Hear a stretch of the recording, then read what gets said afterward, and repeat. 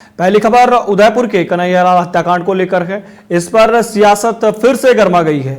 इसमें एक आरोपी को जब जमानत मिली उसके बाद से जो कांग्रेस है वो हमलावर हो रही है। खासकर अशोक गहलोत ने सोशल मीडिया पर निशाना साधा सरकार पर और बहुत सारी बातें उन्होंने कही। उन्होंने कहा कि बीजेपी ने इस मामले को लेकर एनआईए को दिया, एनआईए 2.5 साल हो गए हैं, अभी तक इस मामले में सजा का ऐलान नहीं हुआ है, ये मामला अभी तक चल रहा है। बहुत सारी बातें उन्होंने सोशल मीडिया पर लिखी और इस मामले को लेकर जब लगातार जिक्र हो रहा है तो जब पूर्व सीएम द्वारा पलटवार किया गया तो राजेंद्र राठौड़ कहां पीछे रहने वाले थे। उन्होंने भी अशोक गहलोत पर तीखा पलटवार किया है और यह जमानत मिलने के बाद लगातार इस मामले को लेकर जो कई नेता हैं, खासकर विपक्ष के नेता हैं, वो लगातार तीखी टिप्पणियां कर रहे हैं।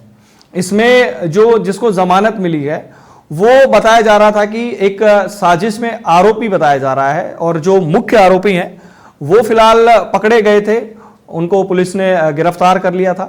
लेकिन अब जो ये आरोपी है जिसको जमानत मिली है, जिसमें ये है कि ये इसमें शामिल होना बताया जा रहा है। अभी 2 और व्यक्ति हैं जो इसमें फरार चल रहे हैं।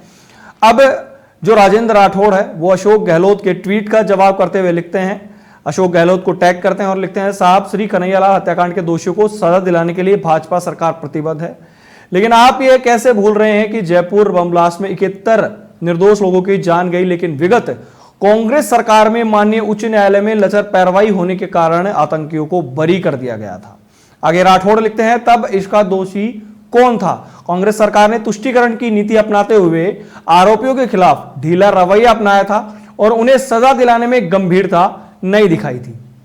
आगे राठौड़ लिखते हैं कि जब सुप्रीम कोर्ट ने मुंबई आतंकी हमले के गुनहगार अजमल कसाब को फांसी की सजा सुनाई तो तत्कालीन यूपीए सरकार ने 6 साल तक उसे क्यों बचाए रखा?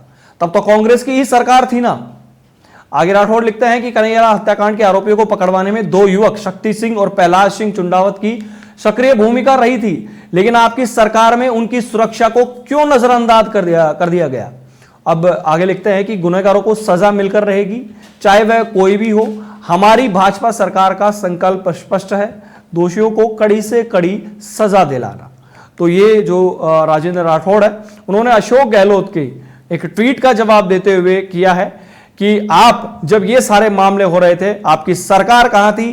जो जिस तरीके से बॉम्ब ब्लास्ट हुआ उसके अंदर जो लोगों को कमजोर पैरवी करी गई, उस कमजोर पैरवी की वजह से जो आतंकी है वो छूट गई। तो ये कहीं ना कहीं बड़े आरोप राजेंद्र राठौड़ ने अशोक गहलोत पर लगाते हुए उन पर निशाना साधा है।